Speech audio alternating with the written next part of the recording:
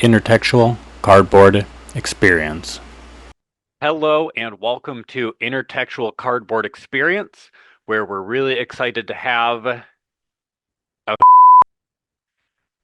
it's just me, but you knew that already.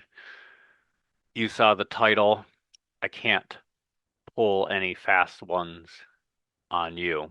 But it is me, which I think naturally has me start with like the apologies and stuff, but today the apologies are a mixed bag of sorts because I always want to have guests. That's kind of the point of this show. I think diving into some of the process and also just kind of like getting some of these thoughts out or working on playing particular games for these solo shows, which I think wind up uh, going into the guest episodes as well, has some value. Hopefully, it has value for you. I know that sometimes they can go a little bit longer than anticipated. So I guess that's the apology. If you want to hear other people that are talking that aren't just me, then you're stuck with a bit of rambling. But that's the extent of the apology. I think there's good stuff in all of them. Perhaps a little bit too much, or I could have found ways to condense them. But in this form of media, that's what you're getting. And that said, enough of that. We'll get on with it because I actually do think this one will be pretty short. And usually this is the part where I retroactively go and be like, oh, yep, nope, that was like an hour and a half. It's not going to happen. Like it's just not. You're going to see the time when it's all said and done, and you'll be like, okay, he's not a liar. So whew, we'll see what we can do. But again, there's not a ton, just some thoughts. So, you know, some of the idea here is about like channel updates. Obviously, the goal, like I just said, is to have people on consistently at the start. Having that bi-weekly guest setup was going really strong. It was working better with just kind of my schedule, with how I was doing in all aspects, and things just lined up really well too with guests where kind of that communication just always fell into place and combination of some things like personally like throwing in delays and just some people that I've been working with and talking to and have things planned in the future for as well, just like they haven't happened. And I guess that's kind of life, and that's all good. Part of it too is just some other things that I have been working on for board games and the channel of sorts. So, some of the what's to come, awesome guests. That's what this is about. Kind of like a potential shift to a couple of local things slash interviews. So TBD, and those are things that I'm really excited for. Some videos. I have repeatedly said that I don't really do reviews. I don't think I know how to do a proper review, so to say.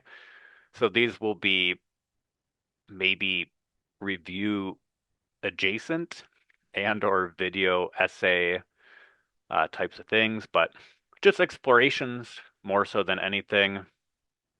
And at least the first few that I have been like working on and storyboarding and all that, like I'm really excited for, but those need quite a bit of work, so TBD on that. And the one thing that has been taking up a ton of time is just my work and planning on a game that I've been designing, and that's something that well, hopefully in one of the videos we'll be able to talk about a lot more very soon. And and again, hopefully in that video format. But just I going back to some of the episodes where I talked to various artists and graphic designers and everything like that.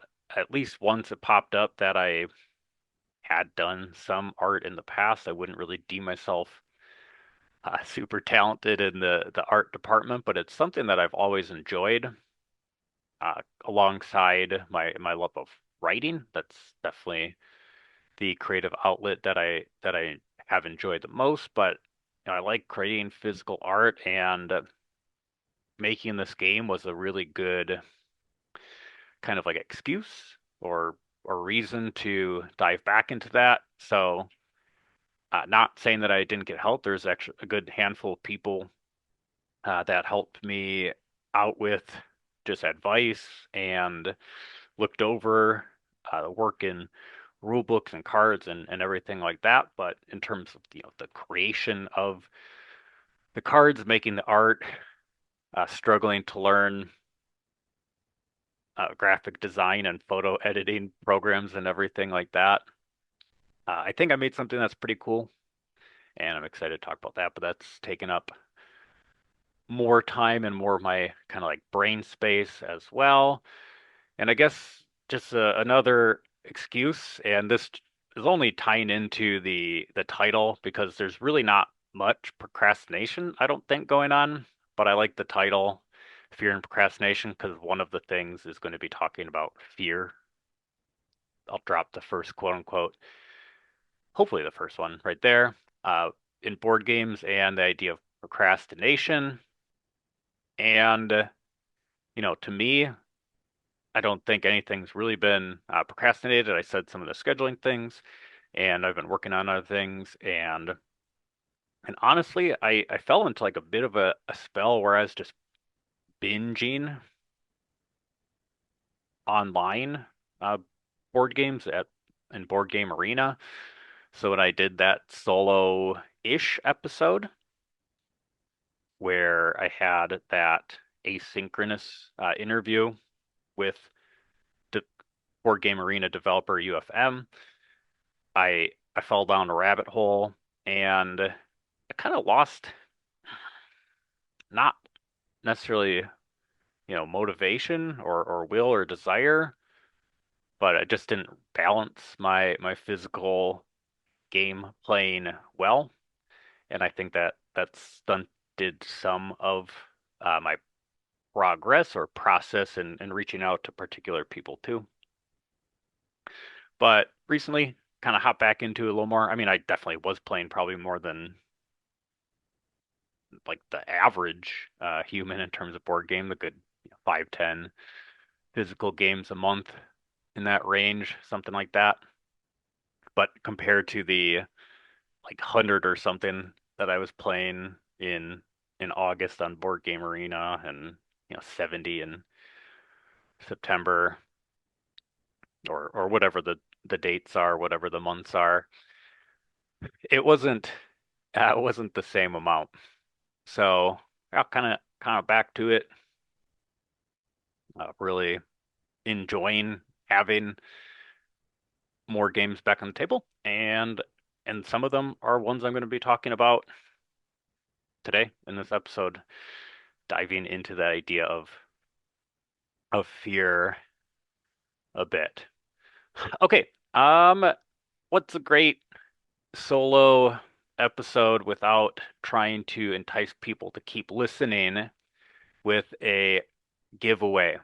I feel like the kind of overall success of the giveaways has varied. I think some of the things I've given out have been really cool. I did the first one was probably the best, like syncing up a couple listeners' tastes in their collection that wound up like being the winners, and sending a couple games out in that way. But that was definitely, I think, the neatest one. The other ones have been not met, and I probably just don't explain that process the best. So I'm going to say it now. I guess I'll go more into it at the very end as a reminder, but it's going to be in a Google form. It's not going to be the same one So if you're like, I filled out a Google form in the past, I don't want to fill out this one for the sake of a giveaway. It's going to be different. The questions are going to be different. It's going to be shorter, and it's not really like a feedback thing. It's just potentially for another episode. And it is a surprise giveaway, but I think the prize here is really cool. Perhaps the coolest one that I have yet. So just trust me on that, and I'll give a few more details at the end. And kind of, well, I've got a just the quickest of plugs in here. Maybe another one coming later. We'll see. In If you listen to this, whatever you listen on, just liking it would mean the absolute world to me.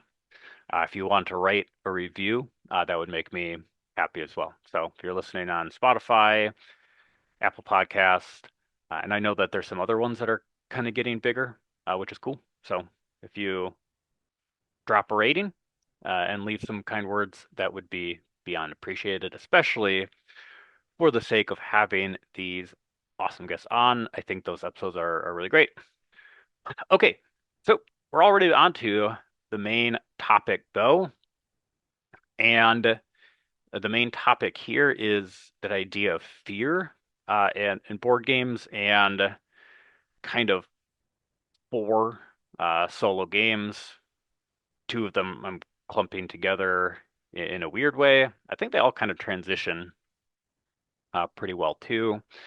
But before we do that, let's talk about some main fears in board games.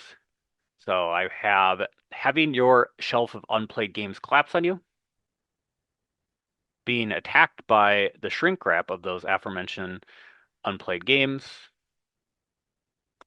When pizza's the main entree at game night and nobody grabbed napkin. 40 plus page rule books. Planning a game for a particular player count and have people fall through. Reaching for fate tokens in the or mythos tokens in the mythos bag for Arkham Horror, LCG, and having your hand eaten by Cthulhu. Okay, I don't think that's the real one. And honestly, none of those are real fears. I think that idea of like fear and horror in board games has been explored. I've heard people talk about it, reviews, other podcast episodes, so on and so forth. And I can't, well, I guess I'm throwing my hat in the ring, so to say, on the topic, but I'm somebody who is deeply afraid of so many things. I can't really hide my fear much. I wear it on my sleeves, like horror films, even if they're not particularly scary. I'm, you know, curled up. I got the pillow, holding it, gripping it, putting it over my eyes for half the movie. Just kind of that type. Any video game, I even games that I don't think are supposed to be super jumpy, I'm on edge. I think playing, the Last of Us games are like 30 hour games, but and I like both of them quite a bit, but getting through them took so long because I just have to walk away for so long and just regroup and build up that mental energy and in order to keep playing, despite the fact that I liked it too. But I I think I have a pretty strong imagination, so those things like live on in my head. And I guess that's like one of the things that board games can do is if you walk away from maybe one of these things that I'm talking about and you think about the setting, the implications, the actions a bit, that's fear. That's definitely working on you in more ways than one. But I guess the moment to moment of the play experience is different. So before I talk about the the Solo-ween solo fear inducing games, I think, the thing with me that definitely, and I don't even have a ton of experience with this genre, a little bit, that induces like something that I would put alongside fear or anxiety would be something like a hidden movement type of game. And that can vary as well depending on the type. But I've played a little bit of Mind Management. I really like that game. I definitely want to play it more. And I've played it at one, two, and three. And at one and two, I at two, especially there is that kind of cat and mouse trying to find the other character. Honestly, it's been a minute since I played that, so my apologies for less than clear terms. Uh, and that is there, that is tangible. But I do recall one of my earlier plays with three, and just some of that anxiety or that the dynamic of hearing the other two people talk about trying to find me and just listening them convince each other ultimately out of like going to the spot where I was or doing something that would wind up finding me. It was really late game. I don't think I'd ever been like more sweaty palmed and jittery, and there's a 50% chance that I was, hopped up on too much caffeine because, well, there's probably a 50% chance that that's the case at any point in time, which probably didn't help with all of those physical things going on. But I don't know. It's just really great. It was something that I hadn't felt in that way in playing a board game before, and I've played a good chunk of board games. I think social deduction games, again, maybe not the a genre of game that I have the most experience in, but I've played at least four or five different ones. You can get moments like that. I haven't played Blood on the Clock Tower, and that's one that I had really been itching to play. I guess that goes to the point of planning a game for a particular player count and having the fall through. But, some of the ones that have some of those more short term like payoffs and reveals of who's who, you can get those moments, but it didn't feel exactly the same to me. So I think that's kind of what I have for my overall or my high level thoughts for fear in board games. And now we're on to three potentially scary solo games and just some of my thoughts on them. Spoiler, I am a big fan of all of them.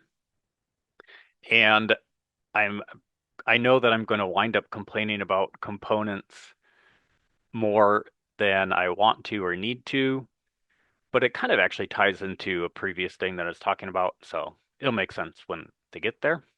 And here we go. The first game I'm going to talk about is Final Girl, designed by AJ Porfirio. And the one that I most recently played was the Panic at Station 2891, which had the artist Roland McDonald. And I know that there are other artists, and if I'm not mistaken, I know that there are other designers for different scenarios and things like that too. But I'm going to try to be a little bit better with my accreditation, giving credit. So I will try to keep myself accountable for that because I know that's really important, and that's one of the things that I personally like value, but I know that I don't say enough. So that out of the way, I have only played Final Girl a couple of times now, most recently within the last couple of days too, and that was after quite a break. So maybe maybe a year. Yeah, I think it's been a good year since I played it last. And as I just said, I really like this game. I I'll start off with my negative, and that's kind of like a negative, not just for this game, but I think it's going to pop up in in the next couple segments as well. And that's where, some of the novelty of, and the ability to mix and match scenarios and just have like a standalone scenario and everything like that. Well, it's like cool. I I think one of the things that I and run into or personally am running into that I know others run into as well is just that idea of simplicity. So it's like, okay, yeah, this would be simple. I can pull out the scenario. I don't have to mix and match. I don't have to do anything else. But like I said, it's been a year. This setup in particular, I think, was more confusing than the last one that I did. The last one was kind of like the villagers one, and the rules were a little more wonky. But grabbed the core box. I grabbed my mat sets, which I think the player mats, the neoprene mats help quite a bit in terms of like organization and setup too. And then, I'm looking for the characters, and I'm like, oh, okay, I have this in the cast and crew box. So then I go grab a cast and crew box. So now I have, four boxes, which I spent like a good amount of time organizing this stuff initially, and then still have to like repunch because it's like my first one in the Station 2891 box, like new components for that. So now got like a million different things out and about. And I could make this complaint for a lot of different games or systems, but the idea of separating like deluxe components or these little upgrades, like a Kickstarter bonus or whatever it is, from the basic ones, I depending on what it is, I have an absurd amount of plain plastic uh non-poker chips from my chip theory games, and that kind of goes into a whole nother thing in just a minute.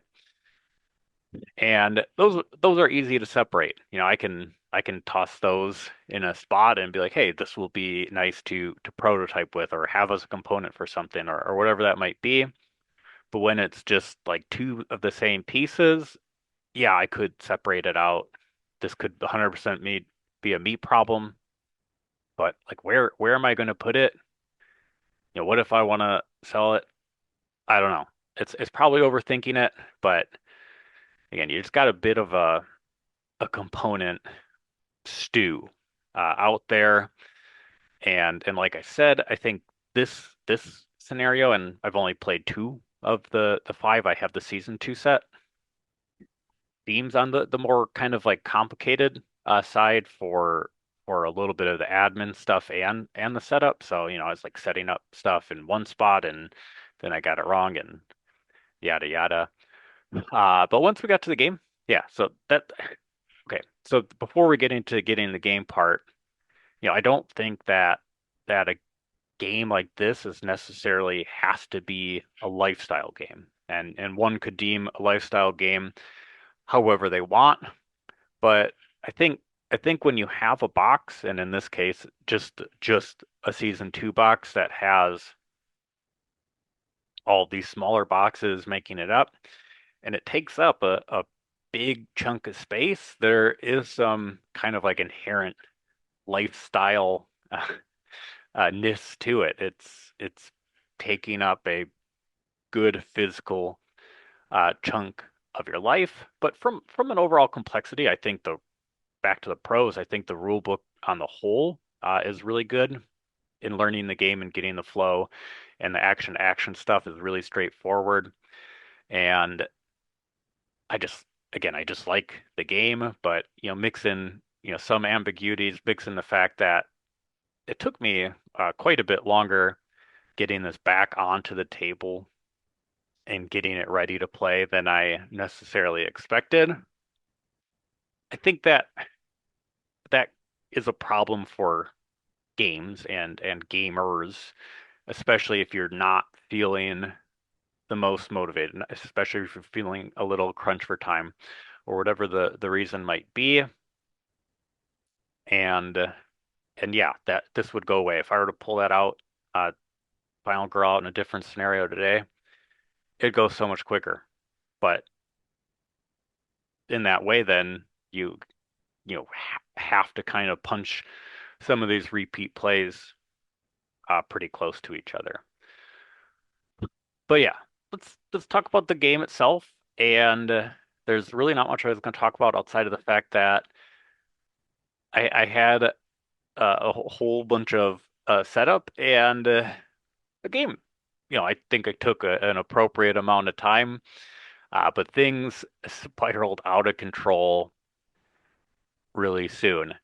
So if you don't want to hear any spoilers about this scenario or this combination of the organism and the location of Station 2891, you can skip ahead. I don't feel like it's going to be turbo spoilery, but on the whole, luck was not on my side, and I'm good with that. I really don't mind being unlucky. I don't mind losing uh, in a cooperative solo competitive game, especially like when it's in person, and that's a whole different talk. This doesn't really mean much. I'm here for the experience, and the experience was pretty ridiculously good. I guess I just didn't even initially know how bad my luck had been because when you set up the game, you take these terror cards from both the location and from the uh, the villain, and you mix them up. And if I'm not mistaken, I want to say that in this case, I don't know if that's all the case, there were definitely more from the organism than there was from Station 2891. And that would mean that having these kind of like back-to-back scenarios or tarot cards from Station 2891 would then be less. Maybe I'm wrong. Maybe the odds then weren't so much not in my favor. But I, again, here's the little spoiler. There's like a funny sequence where just by happenstance there were a ton of victims out in the handful of the outside spaces. The building inside was more or less empty. There's a few in there. There are a couple of these like affected victims, the ones that could turn into the organisms and all that. And they were mostly inside. So I had all these regular uh, victims outside, and they got frostbite. But on the card that they got frostbite on, it said during upkeep they keep their frostbite. They don't lose their frostbite. And then on the next turn, there was another card that gave them all frostbite again. Essentially, not essentially, it killed like eight victims, completely spiraling out of control because the one affected victim that I looked into had a 33% chance of being infected or having the test results come up in the way that it would turn into one of the villains, and it did. So I got to have the worst effect of that kind of like terror track trigger and trigger and trigger, and it was it was a nightmare in a funny way. So, to me, I think thinking about this game from like the scary or the fear standpoint, like I really didn't have any fear that anything was going to go wrong in the game because I think, the worse it goes, kind of the funnier, kind of like that slapstickness to it or non actually scary stuff. But um all the stuff, I mean, eight people getting double frostbite and I won't spoil all the other cards in there, but yeah, I don't know. It's pretty messed up. I'm glad that I kind of struggled through some of the setup issues that I had, and I know that some of those were self-caused, especially in that gap in time, because getting to it was a real treat overall, for sure. So one of the things that this kind of had me think about too, in terms of like modularity, in terms of just being able to like plug and play uh, a map or whatever, is Cthulhu Death May Die. And I think the interesting thing here is, well, first off, this was one that I hadn't played recently, solo, and that's because I played it two or three times solo, and I like the game and the arc and overall feel for something like this compared to Final Girl. There are a lot of similarities, but there are a lot of places where the diverges doesn't follow that same path. And I think, at least from my recollection, the implementation of, grabbing a scenario, grabbing a bad character was a little bit simpler in Cthulhu Death May Die. Storage, Simon craziness aside, uh, in there too, still wasn't super bad. But this is one where, despite enjoying it solo, I keep kind of holding out for the desire to play it with more people. I know there's plenty of people that I know that I would like to play this with, and I know would enjoy it as well.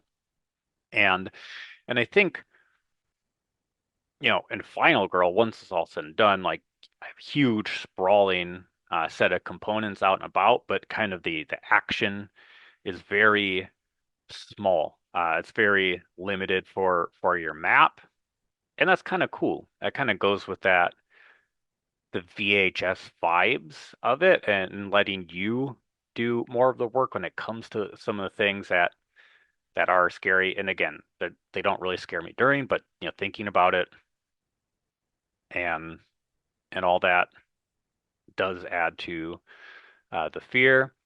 But for Cthulhu Death May Die, you know, bigger, obviously, you have minis, which are humongous minis. You have like larger than life action, and in Final Girl, there's like spurts. In mine, it was definitely cascading failure. It was just like bad upon bad to the point where there wasn't much I could do, and I was just trying to like string it along. Where in Cthulhu Death May Die, like bad things happen, but you get more powers, and again, that kind of happens in Final Girl. I would say definitely not to the same degree. And I think just kind of like some of the pulpy zaniness that you've heard people talk about when it comes to Cthulhu Death May Die, which designed by Rob Davio, Eric Lang, and some of the new stuff being designed by Marco Portugal, with a handful of artists. So you can check out that game and see all the contributions there. Oh, that threw me off. But that that that feel definitely wants me to want to share it more. And I think in that regard, just kind of going back to Final Girl makes it succeed a lot. Like I want that to be a solo game. Could I, ask somebody to co-op it with me and just like make decisions? Yeah, sure. And I think that would be perfectly fine too. But I think the play experience is suited well to it. And, the play experience of solo Cthulhu Death May Die is fine, but that's not the way that I want to interact with it overall, especially knowing that there is the option for playing it with other people. So yeah, I think I got through those particular thoughts succinctly enough. And now we're going to flip to a game that can be played with 2 to 3 players, but I primarily play it solo, and that is Dustin Dobson's Skulls of Sedlick with artists Marty Cobb and Marianne Wage. Definitely going to mispronounce names when I start doing this, but I'll read the little flavor text in the rule book for Skulls of Sedlick. Sedlick ossuary, 16th century AD. The Black Plague and Hussite wars have overcrowded the graveyard. Help the bone collector, a half-blind monk, by exhuming graves and arranging the skulls inside the crypt. So, getting out of the way, obviously, that idea of graves, exhuming graves, uh, and all that, and crypts. Did I say crypts? Probably said crypts. Is like overcrowded graveyards. Subject matter, yeah, it hits on uh, the scary. It hits on the Halloween and fears, and kind of coincidentally, I just listened to podcast recommended by Alicia Giroux, previous guest, and that was the Midnight Library podcast. And the very first episode on that, I don't actually have it up, was about like underwater crypts. I don't know. I definitely something that I have now heard, uh, or underground, not underwater. I think they maybe come underwater, which was like the problem of the episode. I don't know. I listened to that one like a month ago now. Brain's definitely not firing on all cylinders from the memory department, but yeah, there's a lot going on there, and this is one that I played with two, and I think it's fine. I think it's a good game, but I've definitely preferred my solo plays. There are times where I really dive into playing these button shy games and just kind of like, binging them for a while. And like binging them and not wanting to get rid of them. Like there are certain games, and I'll get to one in just a second, where I like binge and binge. I'm like, okay, I'm done. That's particularly in the roll and write camp. But when it comes to these kind of like puzzly button shy games, I have like no desire to get rid of them. On the complete contrary, I want to keep them. So in this game, you're drafting cards, and it is done differently in the solo mode compared to the multiplayer mode, and you're trying to like work on adjacencies and hit different scoring things, and then in the different like expansions, you have these different like formations where you're organizing these skulls, uh, which obviously makes the ability to like have adjacencies and different levels uh, to your placements a little bit different. I hope that that makes some sense, but basically you're trying to place skulls next to other skulls and think about the idea of levels and adjacencies and which ones score in different ways. That's the short of it. And I'm a big fan. In terms of like ebbs and flows, I think I wind up preferring Sprawlopolis, which is a game I've previously talked about, and Rove, another game that I previously talked about, to this one. But this is, I think, at least right now, it's kind of in my number three spot for button shy games. Big fan. If you're gonna dive into some of the subject matter or way that bodies have been buried throughout history, I'm sure you're going to uncover all sorts of like weird and creepy stuff. Maybe I'll actually do that more and pay more attention to it and properly creep myself out, which again doesn't take too much to do. But good game, not scary, Halloweeny in vibes enough. Kind of back to a very quick component complaint, and I guess at this point in time, I think I have four, at least four, maybe five skulls of Sedlick uh, wallets. And again, when I was talking about this idea of like mixing and matching, being able to organize and sift through a significantly simpler game and find what you need to get a solo mode out of Skulls of Sedlic is not the end of the world, but I don't know. There was one point in time, I don't even remember which one it was. There are these particular, they're like extra, um, like mini expansions that come together. So there's like poets and uh, knights or whatever. There's a like a bunch of them, and I thought I had all of them, and then I had one of these expansions like referencing like one or two that I didn't have. So that was confusing. Um, and then there was like a new expansion collection that came out, and I wound up using that to get the old ones that I didn't have. So then I took a pause from playing it, just due to the fact that it wasn't even like a completionist thing. It's just like I played it a bunch, and there were some of these different cards or setups that I couldn't do, and I thought I had been able to do them. I just took a pause. So again, it is what it is, but yeah, that's my minor gripe. And I guess, just the overall sentiment for me and things that I'm thinking about is the ability to get things played, especially in times where there are other things. I don't know. I love my board games, but there I was away in a sense for too long, and it just like made me sad. And yeah, that's really about it.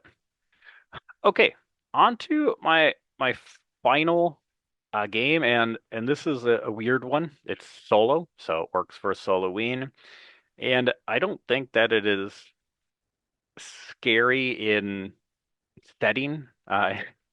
At the very least, and again, I don't think Skulls of Sedlic is particularly scary. Even Final Girl, the experience to me wasn't. It could be for others.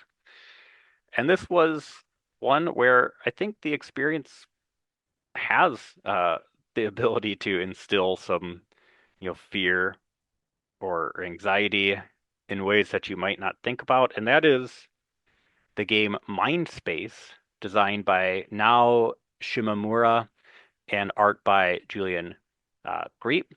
And speaking of components and production on a really like positive side, this game is gorgeous. Like the art style and art direction from Julian is amazing. Uh, just kind of poking around and seeing other art from Julian, looks like they contributed in Alice is Missing.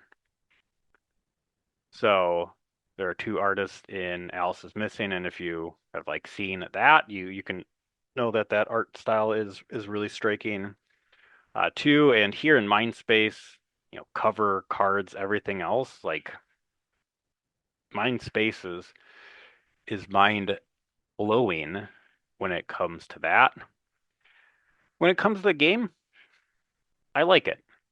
I mentioned previously that when it comes to some of these roll and writes, I will play roll and writes like a lot, and I'll get burnt out and I'll be done with them, oftentimes selling them. And that's just kind of like my arc with them, and I've been completely fine with it. And Mindspace has kind of been on the fringe there. It's one where I haven't necessarily like binged it, but I've also been okay with thinking that I could get rid of it too. It might even currently be on my a potential BGG trade or trade collection because there's another game that I was trying to trade for, and somebody wanted this one, but they didn't look at the trade. Life, I guess. And so that's the only reason it was on there. And again, I've been like ready to part with it because like I like the game.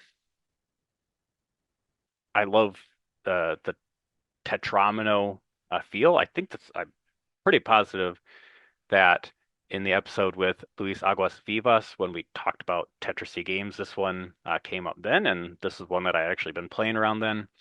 and was enjoying and still enjoy. And I guess I'll just talk about it really, really quick. The short of it is you have this dry erase board, which is your brain and or the inside of your brain, and you roll all of these different dice, and the dice, depending on the number, will line up in a column, and that column has a card with a polyomino piece on it, not tetromino, a polyomino piece on it, and depending on like what the color is and like where you put it on your brain, it's going to score in different ways. There are different scoring objectives that pop up, and you combine trying to get the scoring objectives with the particular scoring color scoring rules as well. And there are ways that you can lose points by not having like pieces, squares filled in at the end of the game, or if you don't have blue in enough sections, you might lose points and things like that. And I don't really even have a ton of negative to say about the gameplay experience itself. I really like drawing shapes. I like puzzly little things, and this definitely checks both of those boxes. I speaking of like upgraded components, I have two sets of dice for this game. I have the deluxe one in the box and the non-deluxe one in a box where I have basically all of my non deluxe all play components. So that's nice because I know that they're all in one spot. They're all play. They're all play. But you got an extra set of markers. Component complaint. I'm just gonna keep the complaints rolling. The dry eraseness of the boards hasn't been super great. My purple markers are wind up being less visible, and then for some reason these less visible purple ones like hardly want to erase at all. But I've only played this game solo. There are enough components to play with 5 people, and I've used the same like mind maps over and over. So I just got these really kind of marker stained boards. So there's that. I think getting to the actual bit of like, what I said could be like a scary experience. Well, weird personal anecdote. I mentioned the caffeine craze, but no, a lot of the games that I've played of this have been, like midnight or 1 at night or something like that, and just kind of staying up and trying to get some of that stolen time to play games or watch a show or whatever.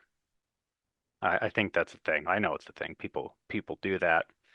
And then you're seeing all these cards that are like sympathy, stressed out, um, therapy, perfect day, passion project, security, with all of this very, personal and kind of, emotional art on it.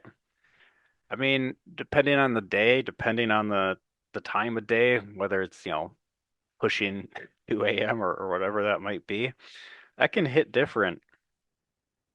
I feel like the the game itself is what it is. It is this little puzzly thing, but the just like looking at the art of the cards, I mean that's where like like I think theme.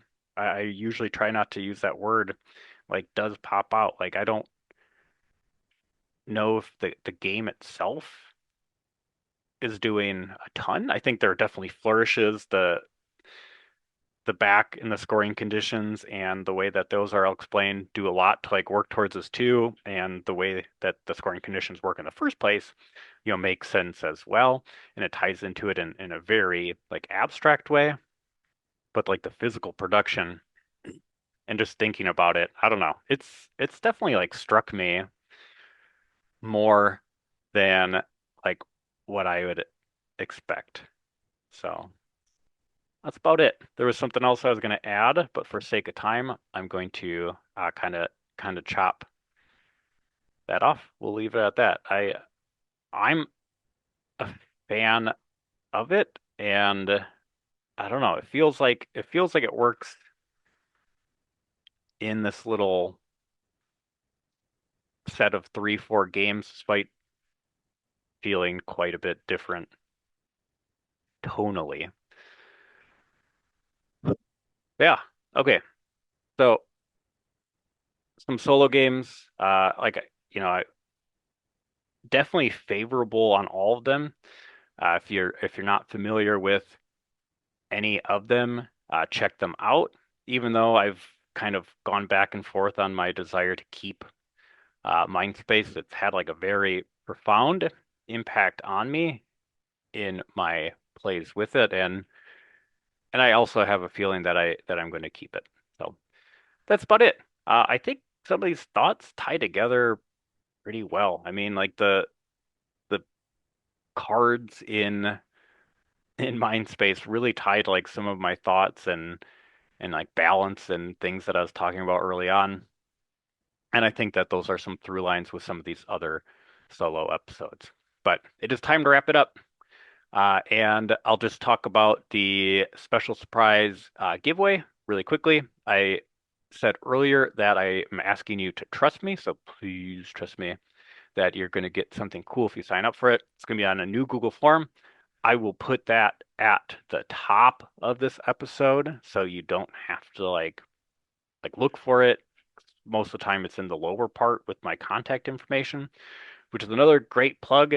If you ever want to reach out to me or follow me or look at any other things that I'm doing on like TikTok, which right now, again, 2 videos only, go check out that stuff. But I would love to just like hear from you via email if you have any sorts of questions. But this giveaway link for the Google form will be at top. And I think I'll end it. I'm going to be going to PAX Unplugged, so let's just say I'll end this on the first episode that of the show that gets released after that. But I am going to be asking a couple questions. One of them is just going to be kind of like the mailbag question thing. So if you have like any questions for me or for the show or for anything in general, that's what I'm asking for. I don't know when that episode with the feedback might come, but that's what I'm looking for. There might be a couple other small things on there. That's kind of like the crux of it. Not a ton of feedbacky stuff. So there's that. All right. Probably a little bit longer than I thought. I ain't going back to say that it was too long though. Thank you for hanging out with me, and I hope you're doing super well. Bye. Intertextual Cardboard Experience, the most terrifying podcast about board games and any other text that they connect to. Thank you so much for choosing to spend your time here. Any further support, such as sharing the show with friends, following the page's socials in the episode description, writing a review, filling out the feedback form, or doing anything else you can think of is greatly appreciated. Keep playing, watching, reading, listening, experiencing.